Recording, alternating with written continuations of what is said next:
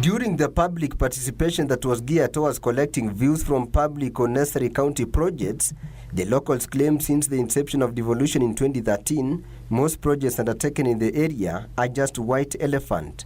Residents claim the contractors hired by the county government have pocketed millions of taxpayers' money but have ended up doing shoddy jobs.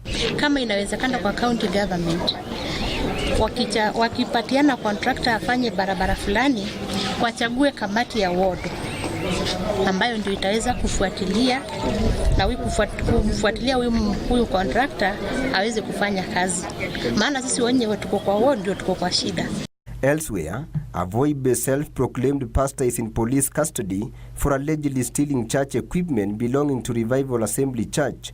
Police found in its possession 2 speakers and 2 amplifiers that went missing from the Revival Assembly Church in Voi Town when they arrested him. Vijana wangu wa kanisani wakaenda kuthibitisha na wakakuta ni yenyewe, na baadaye waka inform polisi, na polisi wakaenda wakarecover hiyo mixer. Meanwhile, 6 thugs broke into Deliverance Church Theatre in Juja, Kiambu County and stole items worth $500,000 shillings.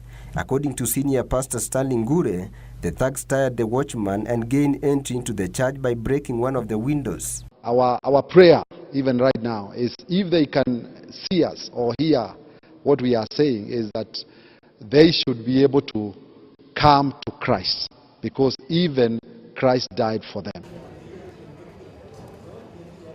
And Nyandarua County government is set to support Mau Mau veterans that have been living with injuries sustained during the Independence War. Juma Macharia is among those set to benefit from the support after living with a bullet lodged in his right hand for the last 57 years.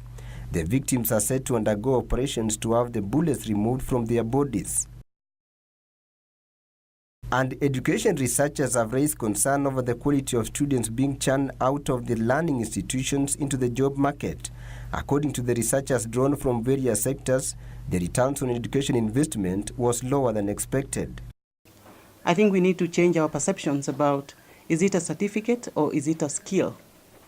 And I think that's what this group brings, that we have to begin to think about our education system in a totally different way. And locals residing at Goodka Estate in Kisumu want the county water and sewerage company compelled to find a lasting solution to the sewerage system that has been openly flowing for months. Locals claim the sewer is now a health risk and it won't be long before a cholera outbreak is reported in the area. Up to now, it has not been done.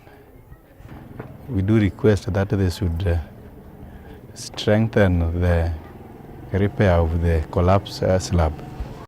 And the Kenyans are now hailing plans by the Ministry of Lands to end manual land transfers.